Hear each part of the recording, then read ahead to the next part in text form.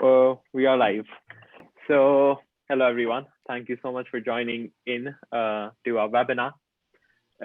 This is our life sciences and medicine webinar by the Access Academy. It is really exciting to see all of you guys here.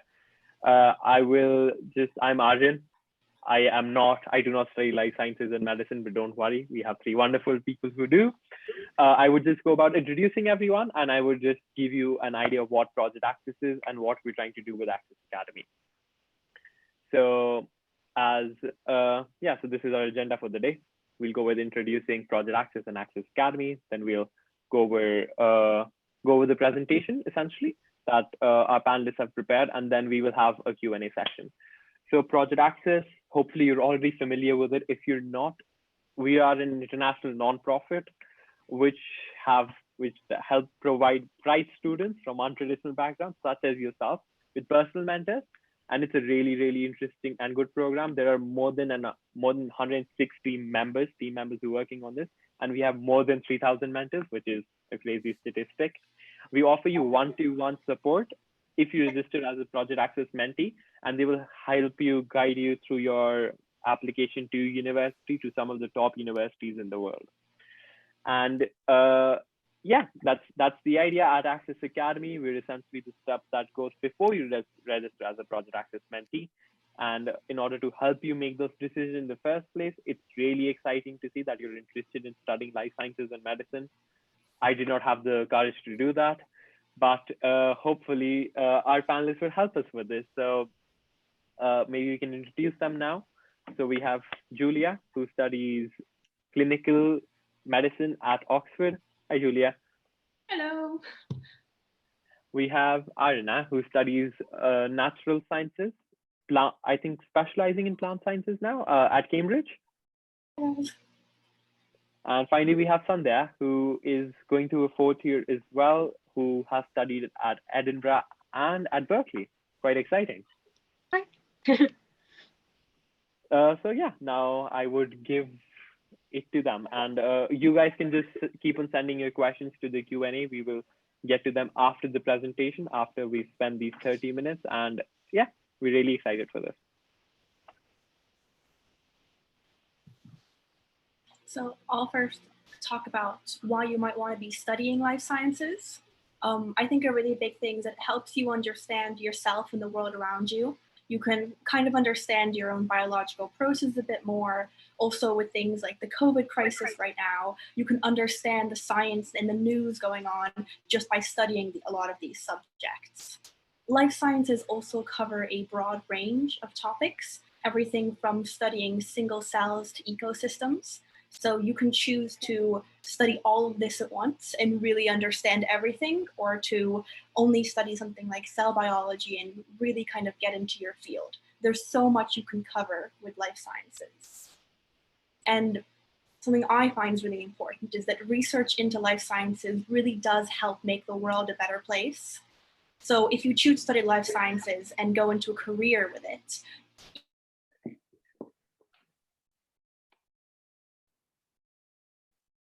and preventing animals from going extinct, to the sorry, my connection's a bit off, to helping the hunger crisis. So it's really something that you can do a lot with if you go into it and choose to.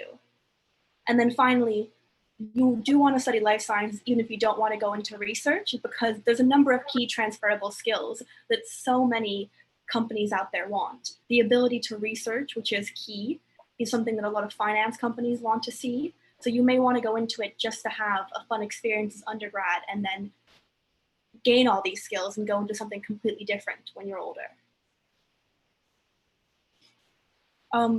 Studying life sciences is different depending on the university you choose. So you want to really pay close attention to the course outline and see if it fits you. So the first thing I would look at is whether you want to go into a broad course or a more specialized one. So you may want to go into life sciences and not know exactly what you want to do. So you'll pick something big like natural sciences or biological sciences, and then in your third year specialize. Or you may know right now, I want to know everything about one thing, and then go into something like marine biology. In most universities, you're going to have larger lectures to understand the content, but a really big part of your contact hours is going to be lab work. For me, I spend most of my contact hours in labs. So that's by your third year, hopefully doing your own research project. In your first and second years is following the labs that your demonstrators are planning for you. And then finally, there's this idea that it's a very content-heavy subject, which is usually true. But I know for my experiences is that there's also a very large aspect of critical thinking, and that comes about learning about experiments and research that have led to knowledge, and then being able to analyze certain conclusions that came from those. And then finally, we have applying for life sciences. So this really varies by country and university. So I can't tell you what you're gonna need to do to every single university out there. But some of the things I've noticed that usually happen is a personal statement. For some schools, this means writing specifically about the course you want to do and talking about why you're interested and your passions. Some other places may require external assessments. So for me, I was required to do a natural sciences examination to get into Cambridge. In some US universities, you may be required to do biology and chemistry related subject SATs. It really depends. The third point is in your personal statement, you probably would like to show experience. This doesn't have to come in the area of actually doing science and research in a lab. I know that's something that people talk about a lot when applying, but it's important to stress you don't need to have access to that. You can show experience by reading a lot of books on the subject. There's lots of great Nobel Prize winners who've written like 100 to 200 page books on their research, and they're amazing reads. And then finally, some schools may require you to attend an interview and show your critical thinking and your thought process and your understanding of the subject. And I'll talk about my experience studying at Cambridge in the natural sciences course particularly, and why I personally think it's the best fit for me. In your first year, you have a large number of modules. The biology ones include evolution, behavior, biology of cells, and physiology. You can choose to take all three and be a purely biological scientist at that point. A lot of people choose to do it with chemistry because that's important into biochemical processes you may want to study later on. There's also the idea of supervisions. So this is groups of 1 to 3 students with a supervisor to go over the content from that week and really understand it. This is where most of your assignments come through and where you can really ask questions to understand what's going on. I love the community I have at Cambridge. So I have a very tight-knit group of students studying the same subject as me who all go to my college. And I have a lovely supportive DOS, so director of studies, who cares about my well-being, which is really important at university because you don't want to get bogged down with work and feel like you have to achieve the best when sometimes you need to focus on yourself. And then finally, a reason I chose Cambridge is because it's more or less a small city, and it's really the heart of a lot of biotech initiatives and companies. So if you're looking for internships, you may want to look into that and spending some time in Cambridge working with these companies. Thanks. Great, thanks, Irina. So moving on to, I'm just going to jump in there and talk a little bit about studying life sciences at Edinburgh. I study biological sciences. Something interesting about Scotland in general is that we have a 4-year undergraduate degree program. And this can be really useful because you can do that thing where you can take a little bit more time to decide exactly what you want to study and how you're going to go about studying it. At Edinburgh, we have 12 different choices of honours programs, and that means that you don't really need to decide which area of biology that you're interested in before you start studying, and you have till the end of second year to kind of try lots of different aspects and see which kind of area you want to go into. And you can also see some of these different choices, and I think it kind of shows how different areas within life sciences can be, and the kind of teaching gets more specialised as you go into your final years of your degree. Again, a little bit about Edinburgh. It's a very beautiful and traditional city, very cold, but lots to see and do, and a really lovely place to study in general.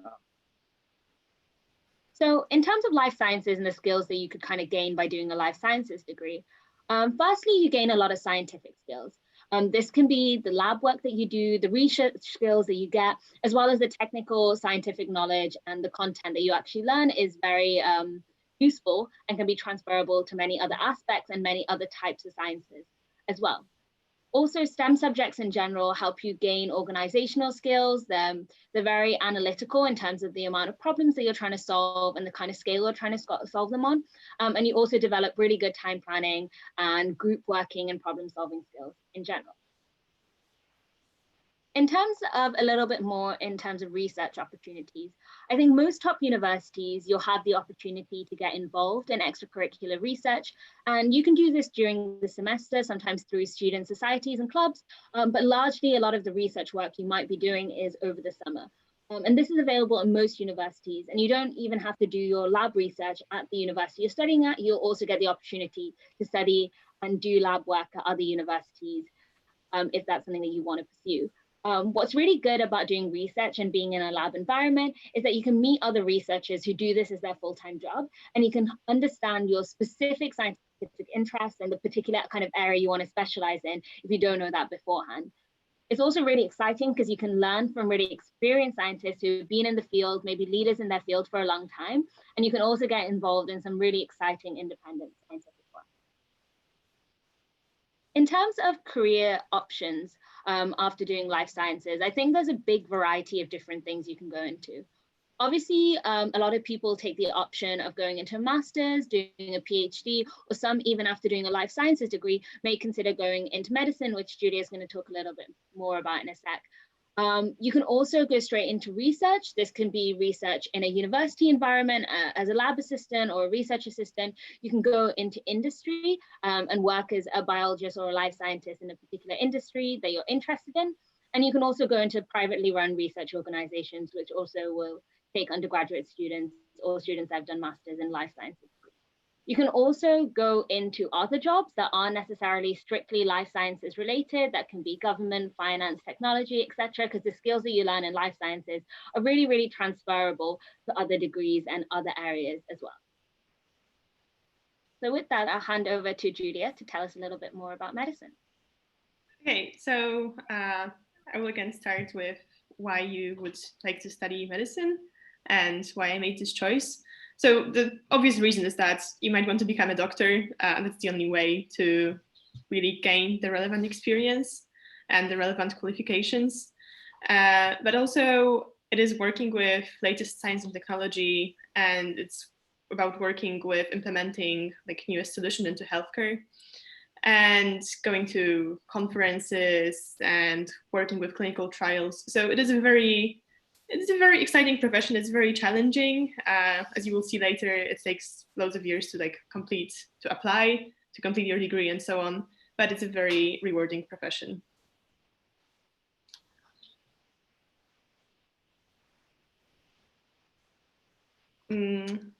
So yeah, let's start with applying for medicine. I created this little timeline of your application, and applying for medicine really differs from applying to other courses.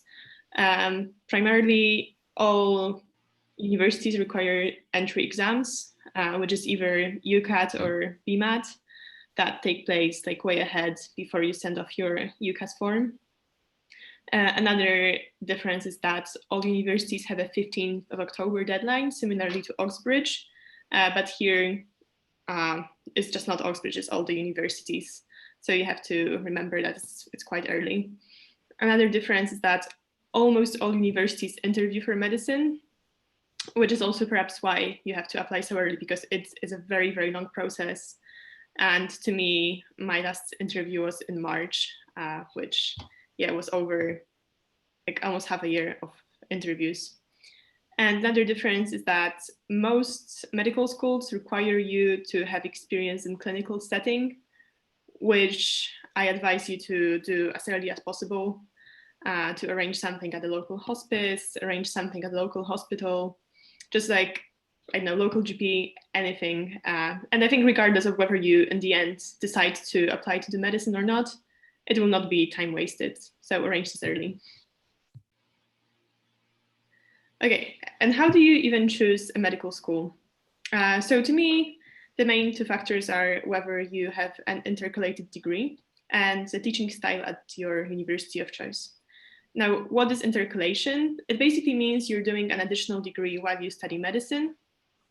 And usually it is a BA in medical sciences. So you end up on graduation with having 2 different degrees. And it's a really, really fun thing to do if you want to spend 1 extra year. So you will end up studying for 6 years instead of 5. If you want to spend that extra year on going into a lab or analyzing some data, if there's anything that particularly interests you. And while some universities require you to intercalate, all the other universities offer you this possibility. So you can also intercalate at doing a 5-year course, but it's a bit more complicated. And the second factor, the teaching style, I will just say very briefly because the BMA website provides you with the relevant resources. But it's generally about whether you want to be taught in a traditional way, with loads of lectures, with a strong separation between clinical and preclinical teaching, or whether you actually want to get to a hospital early and start working with patients as soon as possible, or whether you like doing group projects, which some people love, some people hate. So it's really about what kind of teaching mode will benefit you the most. Okay, so how does studying medicine actually look like? Like what happens during your usual week? So it really varies across the uni, the proportion of those things listed here. But all unis have to teach you traditional subjects like anatomy, biochemistry, and so on and so forth, which are not really exciting, but they are really necessary and they have some really exciting areas. Another thing is practicals, which are actually really fun. We have a lot of them at Oxford, and this is like how you make medic friends, so it's really great. Another thing is clinical preparation. So it again depends on your uni, because so far I only had like a few sessions at the GP practice, and that was my all clinical preparation. And this September, I'm going to go into a hospital for the first time ever. But again, other unis integrate the clinical teaching way, way earlier. And the last thing is just spending loads of time with other medics, especially compared to other courses. You have way more contact hours than other degrees. So you end up knowing your year group very, very well. And we have different societies, like we have even some like pantomime, rowing society, everything. So yeah, it's really quite exciting. And how does it look like for me at Oxford? So at Oxford, we have an intercalated BA in medical sciences, which means that in 3rd year, we do not do medicine at all. We instead do a research project, and we choose, similarly to what happens in natural sciences, we choose modules that interest us the most. And to me, it was a very, very great year because finally, I really studied what I am interested in for the first time ever in my life. So that was great. Another thing is that we had very traditional teaching with loads of reading, loads of essays, and just developing that strong scientific basis. And we also have tutorials, which in Cambridge are called supervisions. So those classes in small groups, and they are very, very good. So as I mentioned, we have strong separation between clinical and preclinical school, which means that I've never done any practical work in a hospital yet, and I will only start doing that in my 4th year. So yeah, haven't done it yet. And lastly, apart from having a very, very strong friendship groups within my year group as medics, I also have very strong college life, which is really, really nice. So we have loads of like college parties and stuff, and you just end up having friends studying loads of different degrees, which is really nice. And for the career options, so immediately after you graduate from medicine, the most obvious thing is to start your foundation teaching in medicine. So go straight into a hospital and do some patient work. Or alternatively, you can choose to do a master's, let's say in public health, or even do a PhD and do some research, which some people do, especially after Oxford, because some people really end up loving doing their research projects. And once you are a bit older and more experienced as a doctor, your career you have like more and more options to do. So for instance, you can engage in clinical research. So you can, for example, help carry out clinical trials. You can become a public health advisor or work in healthcare management. So for instance, manage a big hospital. But the options are plenty. And yeah, so that was all from me. And now time for the questions. Yeah, thank you so much. I think it was a very, very interesting presentation, especially for a field I didn't know much about. And I think I know much, much more now. And I hope that's the case for our attendees as well. So I would like to remind everyone that you can send your questions to the Q&A option. Also, we love it if you speak up. So if you want to raise your hand, if you just want to speak your question, that is perfectly chill. So if you raise your hand using the Zoom feature, I will allow you to speak, and then you can simply speak your question. We already have a question, actually. We have two now, but let's start with the first one, which is, can a doctor go into research as well, or is it not possible for doctors? I think what they mean to ask is it possible for a doctor to be a researcher at the same time? Yeah, so actually it is quite hard to achieve this stage in your life, but it is possible. And for instance, I have done my bachelor project at a laboratory where the principal investigator, so the head of the lab, was actually a clinician. She was an oncologist, so she spent some of her time in the lab, while for like 2.5 days per week, she would do clinical work. I think that's quite interesting. Actually, we have two questions which seem quite related. Is first, why did you choose to study medicine, or how do you go about deciding between life sciences and medicine? So maybe this is something all three of you can weigh on a little bit as to why you decided to go for life sciences or medicine. Right, I can get started if you guys want. In terms of choosing between life sciences and medicine, I think for me, the reason I went more towards life sciences is because I was more interested in lab work and was less interested in kind of patient contact, because I definitely considered doing medicine because I really enjoyed science, I really enjoyed biology. So it's like maybe medicine is a good track for me, but decided to go down more the research and life sciences path, just because I felt like it gave me a bit more options in terms of I didn't need to choose to just be a doctor immediately. I could take some more time deciding if biology was the path for me. And then also I wasn't that interested in having clinical contact and kind of treating patients, and more interested in the kind of background of that knowledge, which is why I kind of went towards life sciences rather than medicine. I can go next if that's all right. I wasn't too sure the direction I wanted to go before I went into uni. So I actually applied for a bunch of different subjects, including maths at some universities. So I ended up choosing natural sciences because I liked the true breadth of it and the fact that I could make that choice later on. And I'm happy that I have made it now. But I felt that medicine would have been a bit restrictive in that sense because it is a career path. And whilst you can loop out and do something different, I felt like I needed the ability to have more choices at one point in time.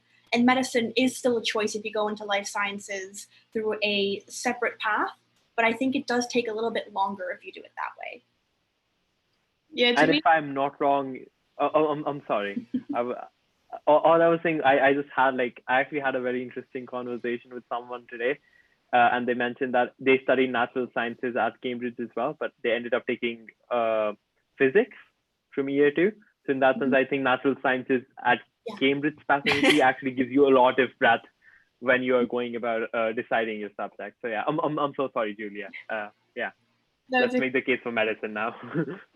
So honestly, I have no idea how I decided. I was very hesitant until the very last moment. I just thought it is easier, and partially answering the question, is it hard to switch from biomedical engineering to medicine? It is easier to switch from medicine to doing other things, especially if you are doing an intercalated degree.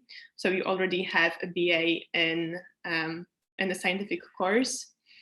And yes, so it's really just this payoff between taking the risk of applying to medicine as an international student, which like is quite hard, and you have to get quite lucky apart from work a bit hard for a few months, and the payoff between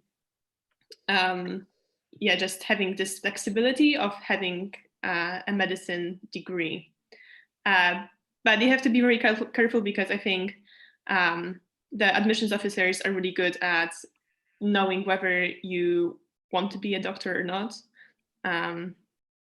So if you just do medicine because you want to have options, like they will know it straight away. That does make sense. There's a rather specific question, which is Oxford or Imperial College? Which one is better for medicine? Oh, I don't know. Well, I personally really love Oxford, but mostly because of just like how this city looked like and having like college life and having tutorials. So I was really early on decided that I want to go to Oxford before I even chose to do medicine. For that reason, I guess with Imperial, you have the benefits of, probably having very comparable clinical teaching, but you integrate clinical work earlier. So again, I would say instead of trying to like generalize Oxford or Imperial, just like try to think what sort of teaching will suit you more. And like medicine takes 6 years, so also like where do you prefer to live, like Oxford or London? And just to add my 2 cents to this topic, this is something that is often discussed within Project Access as well as we go about advising our mentees. And at the end of the day, it's a very personal choice. Both of these are absolutely amazing universities, and it would be absolutely amazing if you get into either of them. I would say one thing that students often do, including me, while applying to university, especially if you're international students, you're not that aware of how things are operating, that you focus on league tables. And if you specifically just focus on league tables, Oxford, Cambridge usually come off at the top. Imperial is not that far behind, but like you might be like, oh, so Oxford's my first choice, this is my second choice, this is my third choice. But there's actually a lot of nuance to be explored. And I think this makes a very strong case for registering as a mentee with Project Access. You definitely need someone to handhold you, and you need someone to help you through the process, discover what it is like, the kind of personal choices that you want to make. And perhaps if you register as a mentee, you have someone like Julia to help you and discover whether Oxford is the right choice for you or whether you should be thinking of Imperial instead. But again, like I said, I think both of these are absolutely amazing universities, and there are a lot of factors beyond just league tables that you should be considering. Yeah, just to add a little something that Julia mentioned as well. The location actually does make a big difference into your experience, especially if you're doing something that's as long as medicine. So considering whether you want to live in London, which sometimes can be a little bit more expensive, but has a lot of other aspects to that culture and lifestyle, and a lifestyle in Oxford, that might be slightly different. So considering like where in the UK and the kind of other experiences outside of your degree that you'd want as well, it's something that's kind of important when you're thinking about which university to pick over another. Yep, I definitely agree. As someone who doesn't live in London, I truly appreciate how much cheaper it is. So yeah. The next question we have is, what type of resources would you recommend to use for application to medicine? And then both from UCAT, PMAT, interview, and personal statement. Just some technical terms here for you. So yeah. So I would start off with asking your mentor, which I hope you have one, because I applied 4 years ago, so I'm not that up to date. But I would definitely recommend starting off with going to the official websites of UCAT and PMAT, because they provide loads of like extremely good free resources, and they are very, they cover everything you need to know. But I would also recommend maybe getting like 500 UCAT questions or like a generic BMAT guide. I don't know, just maybe look at the reviews of buyers of this particular product. This is not a sponsored post. I don't want to recommend it. But yeah, definitely start with the free resources, and it's the same for interview and personal statements. I think we have a personal statements guide somewhere on the Project Access website. So start with that for sure. But there are also Medic Room, the BMA website that I mentioned earlier, and they provide loads of free resources. And if you know someone who applied who's older than you, they might also be able to sell you some books very cheaply that they used, which is what I did. I spent really nothing on applying because I got lucky that I knew someone who was a bit older than me and had the resources ready. I mean, the easiest way to get someone who's older than you is to apply as a mentee for Project Access, just so that I can sell this and hammer on this point. Actually, but I think it's a very interesting question. I would love for either of your courses as well, Sanjay and Arina, like what kind of resources did you end up using while applying through UCAS for your personal statements, for your interviews, and so on? Me? Sorry. Oh no, sorry. This question's for Sanjay and Arina. We already have your insights in medicine, maybe for natural sciences and for life sciences. So yeah, maybe Arina, you can start for natural sciences. So in terms of applying, again, I applied to a lot of universities in 3 different countries. So I really was juggling quite a lot at the time. I've done the SATs, and I think nowadays with the new change to the SATs, there's a really great free course on Khan Academy, which means buying textbooks. I found that to be almost completely useless, that there's so much free stuff available, you're just wasting money. If you can get it quite cheap from someone older, like Julia said, that's great, but don't spend like $20, $30 on a book. Other than that, for my personal statement, I spent a lot of time looking at other people's. There's lots of places where you can find examples of personal statements, but I would also be careful with those. I remember that I read this one amazing personal statement about a boy who did so much research, read all these books, and I tried to do a very similar thing when I wrote mine. And I remember I showed it to my teacher, and he's like, this just doesn't sound like you, and it sounds a bit, what's the word he used? Kind of like I was just name dropping, like people who wrote books. So it's about developing your own ideas and your own skills through that. But overall, I'd say most of my resources came for free online, and some of them from the PA website themselves. I had a mentor myself, actually. So to further hone that in, my mentor helped a lot with interview prep and the examination paper for natural sciences at Cambridge Prep, because that was quite a new thing when I got in. Yeah, I think I echo everything everyone else has said. I think something that I found really useful is reading other people's personal statements, speaking to teachers about things that worked, things that didn't work. Also reading around your subject. I think you can do this too much, and then it does become like your personal statement is like name dropping all these different books that you read.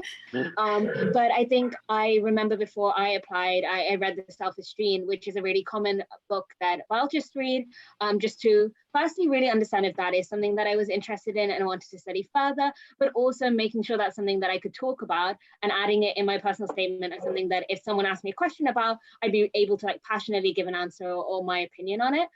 So doing some reading around your subject can also kind of help you decide which subject you want to do. If you're kind of someone like me who was kind of very unsure whether they wanted to do biology or want to do particular focus in biology. So doing a little bit of extra reading, maybe outside the subjects that you're studying in school, can kind of help you decide that, alongside also having something extra to kind of make you stand out in your personal statement. And just to add in on that idea of reading, I want to stress this. Not textbooks. There's like every time you look at like recommended reading, there's like huge textbooks. Don't bother. There's lots of like short, like novel type books written by people. Let's focus on those. Those are definitely the most interesting ones as well, I'd imagine. Yeah. So that is a relief. So the next question we have is for while on your natural sciences course, can you choose to only study biology and chemistry and no physics? Yes, I should have made this a bit clearer actually in terms of applying. I am a natural scientist, But when you apply, you're kind of divided into biological and physical natural sciences. And that's less because of what you're allowed to do in the course and more because when they give you interviews, they want to know if they can ask you physics questions. I didn't take physics to like IB or A-level equivalent. So I didn't take physics at all during my course.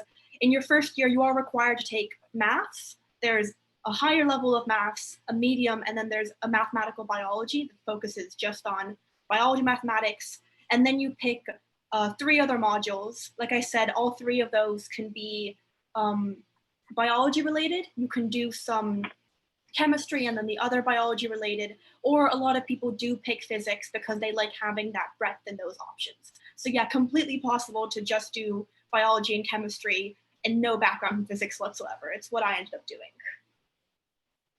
Yeah, thank you so much.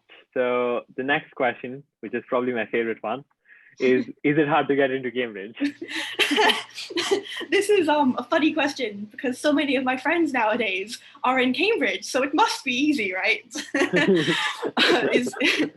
is kind of the stereotypical bias that it comes. It's difficult for me to answer this question because I did end up getting in, so I'm biased in that area where you don't look at the statistics. I will say that similar to medicine, getting into Cambridge is difficult for a lot of reasons. First being just the entry requirements. So for natural sciences, I believe the entry requirement for A-level is A star, A star, A. For me, it was an IB score of 42,776. So that's a really high bar. And they don't tell you this a lot, but most applications that don't meet that often don't get an interview.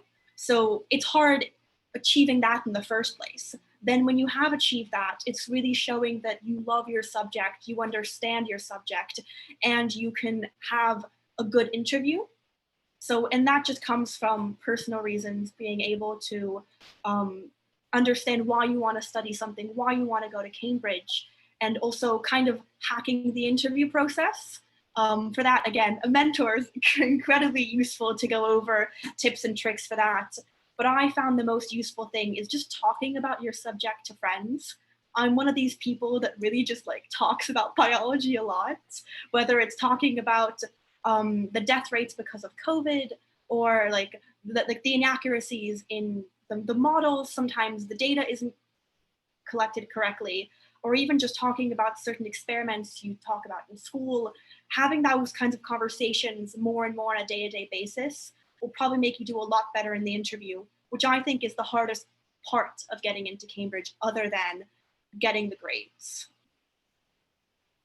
So I think that's a very, very good answer and like really summarizes it quite well. Just to add on, I have 2 things to say here. The first is that when you're speaking of statistics, like the percentages are probably not on your side. The percentages are better on your side if you are registered as a mentee with Project Access for sure, just because of that kind of support. But at the same time, it is quite important that you are either realistic about it or that you seriously consider all your other options as well. For me personally, I did apply to Oxford. I study PPE, philosophy, politics, and econ. I did apply to Oxford. I didn't get in. But since I had thoroughly considered all my other choices as well, being at Warwick right now is something I enjoy a lot. And seeing from a distance, seeing from India, like it's like, oh, you're either going to Oxford or it's probably not worth it. But I most definitely do not regret my decision to go to university abroad regardless. So I would say not seeing it in a black and white manner, like for sure the education at Oxbridge is really, really good, is of really, really high quality, but that doesn't say anything of the quality of other universities. So definitely I would say aim for the highest, but also be clear on your other 4 UCAS choices. There's a reason why you have 5 UCAS choices. So give a good wide thing to all of them and like apply and give your best. And yeah, hopefully you do get into Cambridge. I mean, I said the last question was my favorite. This one might be even better.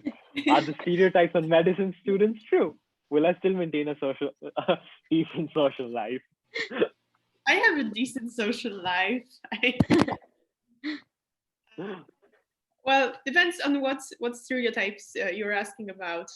I would say that There are definitely personalities in my course, like, yeah, very specific people, but most of them, with I don't know how few exceptions, I don't think I've encountered them. They're all like very, very lovely, and I managed to maintain social life at uni.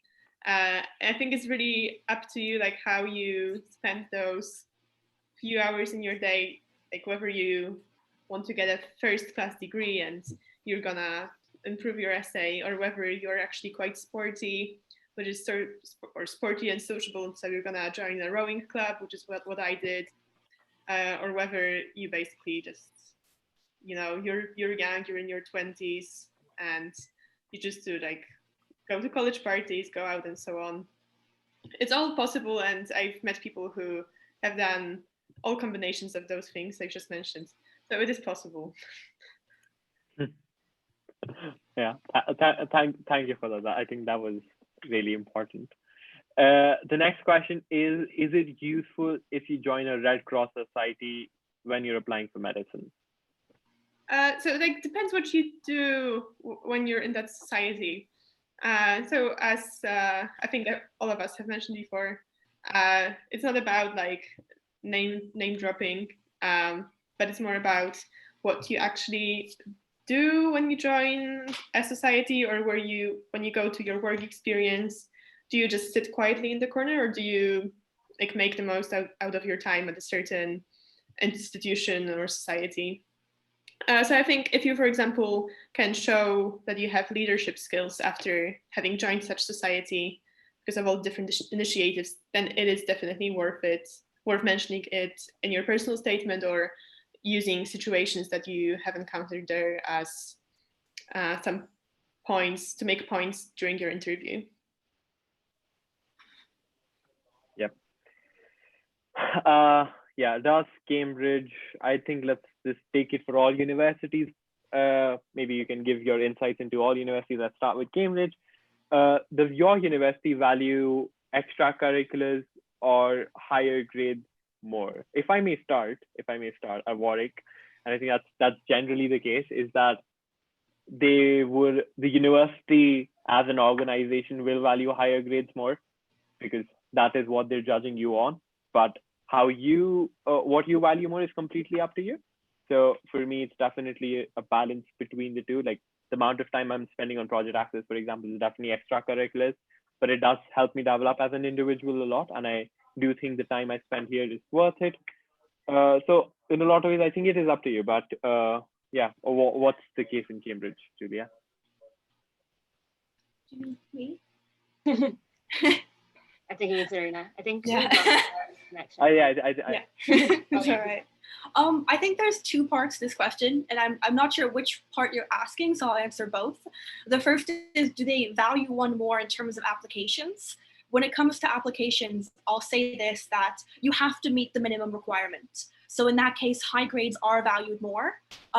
Then when it gets to whether or not you have all 3 A stars or only 2 A stars and 1 A, I think it matters a little bit less, and that really depends on your college. In terms of extracurriculars, in Cambridge, a lot of colleges don't really care too much about like your sports and things that aren't related to your subject, but they do care a lot about things you've done that are related to your subject.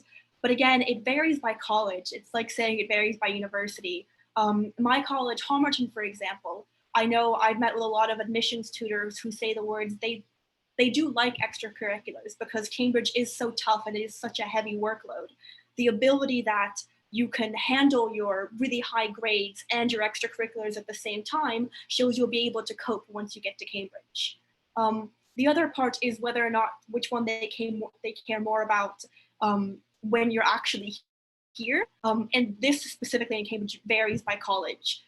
If you're applying, you may have heard something like the Tompkins table, which tells you the highest scoring colleges in Cambridge. And I can say that from what I've heard, anecdotal experience, the higher your college is on that table, the more focused administration is on you getting a first, on you getting the best grades, which means that a lot of times you may be suggested to drop some extracurriculars if you start going too low.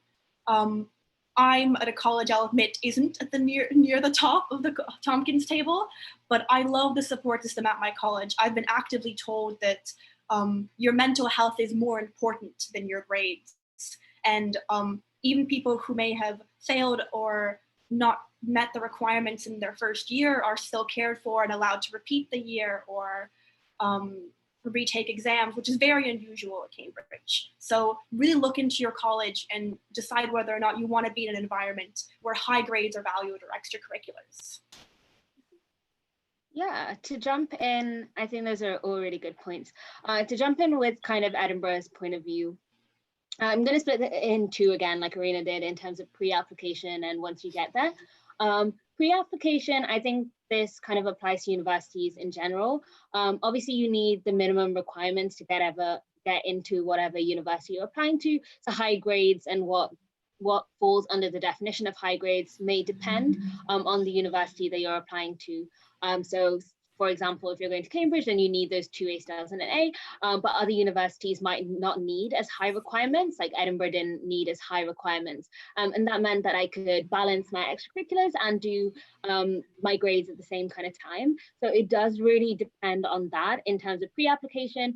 Extracurriculars are always a nice thing to put on your personal statement, but obviously the grades are really important to get into the university, especially if you have a predicted grade or you have a conditional offer that you need to meet.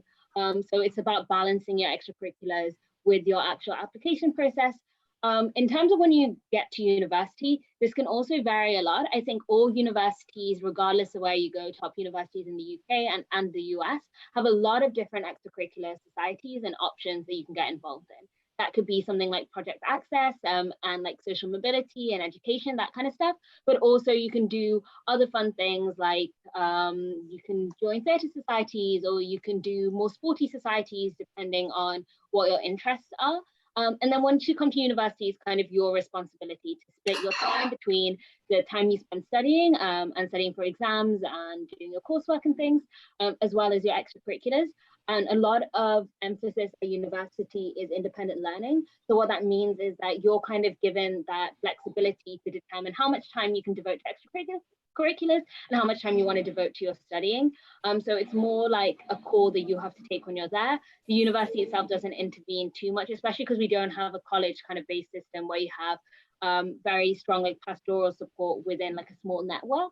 I think the university as a whole doesn't tell you you have to do this many extracurriculars or you have to spend this much time studying, but there obviously you'll have advisors and personal tutors that will be able to give you advice on how much you should be juggling and how much you shouldn't. So that kind of depends once you get that and your course load. For example, if you're doing a very contact heavy subject, like life sciences in general tends to be pretty contact heavy, it might be different in terms of managing your extracurriculars with something that might be more humanities based and therefore have less contact hours and more independent study. So it really, the short answer is it depends a lot, and it's kind of up to personal choice as long as you can kind of manage your studies alongside your extracurricular. Okay, so lastly, for medicine, as I mentioned, you are required by certain universities to actually do some kind of clinical related extracurricular stuff, and the focus on that varies a lot. So UCL, for instance, they sent me an actual form where I had to fill in all the work experience I have done with contacts, people's emails, descriptions of what I did there, and so on and so forth. And this can happen for other unis for medicine. While, for example, Oxbridge, they acknowledge that having extracurricular activities is a bit related to your socioeconomic status, so they put less emphasis on that, which is really nice of them. But generally, and I would encourage you to do extracurriculars regardless of whether your uni likes it or not. But when it comes to application process, the calculated value of your extracurricular stuff, it's 0 if you fail at your entry exams or if you don't have the required predicted grades, which is a bit sad. And especially for medicine, you can find all this information online, obviously, but there are actual thresholds for you to meet with your entry exams. So please don't try to like wing your entry exams. Like it's not gonna happen. You really have to be prepared. And I'm not saying that to like put you off from doing medicine. It's just like, it won't take you that much time to improve your score significantly if you really do prepare for your entry exams. So that's really important. Thank you so much again. We don't have any questions in the Q&A, so I will just pick some from the emails that we've gotten. And this is probably one of my favorite questions that we get, which is describe your average day. So how, or average week. So maybe the amount of contact hours you have, how much time do you end up dedicating to self-studies, and yeah, so on and so forth. And again, just as a reminder for everyone, you can still give questions. Yeah, we just got a question, but yeah, first we can maybe answer this one. So yeah. In terms of applying to Cambridge with a different test from A levels or IB, you're probably speaking because your school doesn't offer them and you're in a non-UK curriculum likely. You would need to go on to the Cambridge website where they specify the entry requirements for courses based on countries' national curriculums. The short answer is yes. A lot of other curriculums are recognized by Cambridge. I'm from Finland, the local Finnish curriculum is recognized. A word of warning, not every single curriculum is recognized, which is kind of disappointing. So it's worth checking what your requirements are, but yes, completely possible. So actually, this is important. I forgot to say this, but not all universities accept non-A level and non-IB qualifications if you are applying to medicine. Examples include UCL and Imperial. Sometimes it's really hard to find it on the websites, so I encourage you to always email the admissions office, and they do reply quite quickly. So yeah, just check that before. Yeah, and bringing that to Edinburgh as well, like it will vary depending on university, but Edinburgh is pretty open to international students, and they have a lot of support in general for international students. So if you can't find that information on whether you can apply that based on your national curriculum on their website, you should definitely email like the admissions people, because they'll have experience with dealing with students from your country or whatever curriculum that you study. And you absolutely don't have to particularly study IB or A levels to study in the UK or study in a UK university. So even if your curriculum isn't on that list when you see it initially, make sure you do just ask and follow up, because likelihood is they will make exceptions and adjustments based on your personal experience and background. So do that if you can. Cool. Yeah, thank you so much. So is it harder for international students to get into British universities?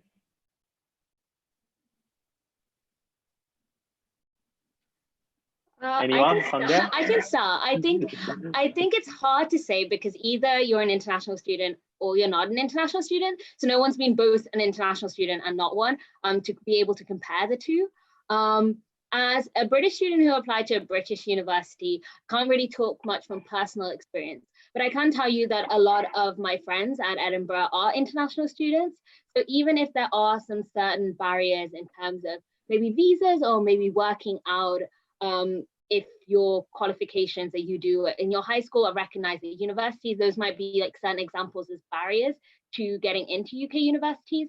I think you will find plenty of international students that do go to UK universities, and that suggests that it is definitely possible, even if it is a little bit harder than studying in your country that you come from. Another plug for the PA program, but if you have a mentor, they would be able to tell you a little bit more about what it takes to get into UK university, especially if that's different to what you're used to, or if all your friends are applying to universities in the country that you live in. It might be useful to get a perspective from someone who does study at a UK university to see how it's different for you and how your experiences differ between.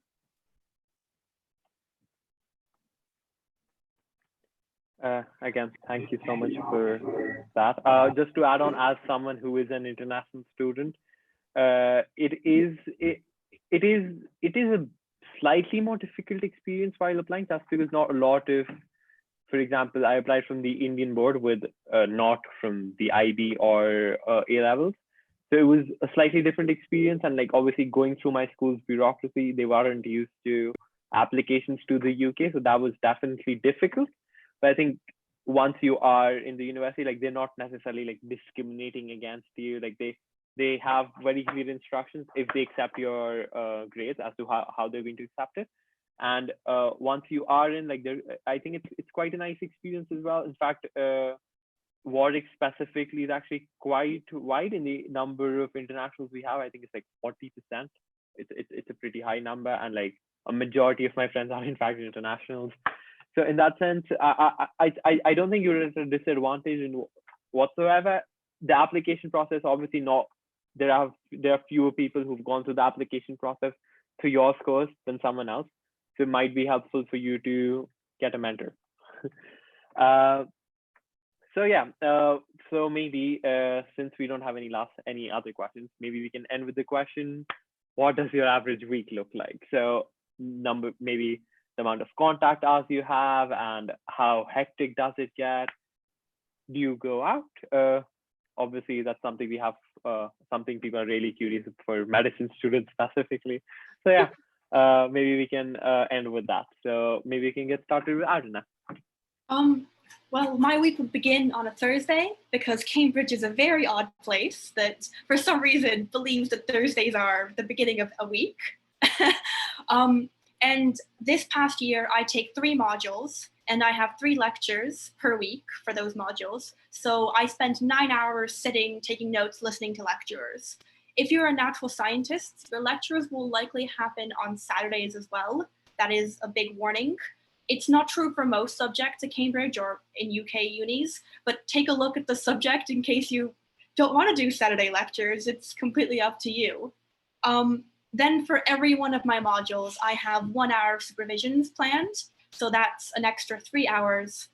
And then I also have this year 3 labs a week, which usually happen for about 5 hours each, which happen right after my lecture. So that's an extra 15 hours of labs spread out. Outside of that, I'd likely be in my room or the library working on quite a few essays or problem sets, because those 3 hours of supervisions have questions and essays set for them. So you really need to keep on top of work constantly. Other than that, I'm found at brunch every single Sunday at my college. My friends and I regularly go to brunch. It's a wonderful experience. I personally don't go out that much, but I know a lot of people who go out every single week. It's completely possible with your schedule. I also like to attend a lot of different meetings. So I'm part of the Synthetic Biology Society in Cambridge, which has a lot of lovely lectures come, and I like to sit into those and outside of my time to learn some new things. Or sometimes I can attend an open meeting at the Cambridge Union, just spend my time doing something other than required work. I can go next. I'm going to talk a little bit from the US experience, just because I haven't been in the UK for the last year. But in terms of, just as a quick overview of the UK version, it's kind of similar to what Ona described just before. I think the thing at Edinburgh is that it varies a lot from year to year. So in our first year, we had a lot of compulsory classes, and we'd have 1 hour lectures plus tutorials which is similar to supervisions, but we'd have like a problem set or something to complete before that. They're not as small as the ones at Oxbridge, they're slightly bigger, but the principle is still the same. You'll have someone talk through the questions, and then you kind of solve some problems as a group sometimes. And then your lab work really varies from year to year. I think as you get higher up in your degree, there's a lot more emphasis on independent study than there is on lectures. And especially if you do life sciences, there is a lot more lab work as you move through your degree. So that varies a lot from year to year. And I think as I go into my 4th year, I will have a lot more labs than I did before, because I didn't have 5 hour labs like 3 times a week as Irina described, but I more had like that twice a week, if not less, depending on the classes they are taking. So that like varies a lot. In the US, I took 4 courses, and out of those courses, we'd also have like an hour of lectures a week, and then we'd also have, sometimes one class would have multiple lectures a week. as well as lab work, depending on if you take lab classes. Often lab classes and the actual courses that you're taking aren't connected in the US. So that would be kind of an additional thing that you do. On top of that, I also don't go out an awful lot, but I am involved in a lot of university societies. So usually if you're doing a lot of academic independent study, doing your problem sets, doing your homework like within the day, after about 6 p.m., most of my evenings would be spent going to society meetings or meeting with other people and going for dinner and doing more socializing things. So there's definitely like, it's definitely a split, and it's your kind of choice as to how much of those extracurricular activities you do and how much you do the socializing aspect. And it varies from like person to person. And it also varies from week to week. We might have certain weeks where we have a lot of assignments due, and then there's a big emphasis on getting your assignments done. And other weeks I might have a little bit more free time, which means I can do more society stuff. So varies a lot, and it varies on your year group and where you're studying. Okay, so let's start with the boring stuff, which was the amount of lectures in first and second year, because as mentioned before, my third year of medicine was completely different. I did an intercalated degree, so it was just not like medicine at all. But yeah, in first and second year, you would usually have about 5 hours of different sort of contact hours per day. So such as tutorials, lectures, dissection sessions, practicals, and GP sessions, so the clinical aspect of the preparation. And that was quite similar for the first 2 years. And in third year, the number of contact hours decreased a lot.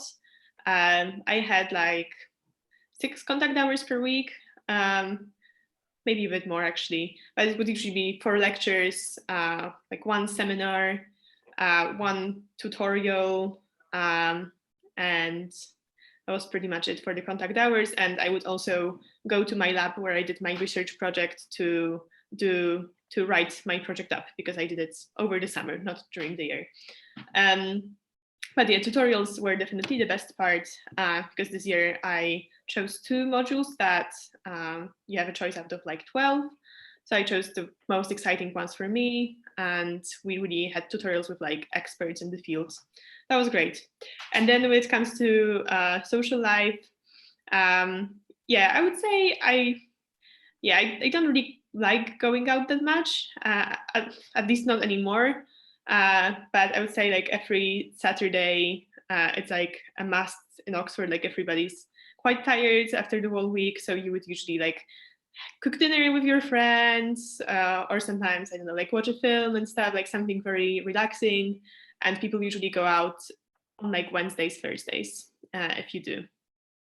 And when it comes to like extracurricular stuff, I did rowing 5 times a week, and also project access every Monday, Tuesday, depended.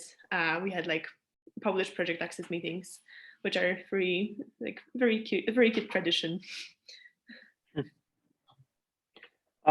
So yeah, that was really interesting insight into all of your lives, and I think this this went very well. I'm sure all of our attendees gained a lot of insight as well as to how it is to study life sciences and medicine at some of these top universities.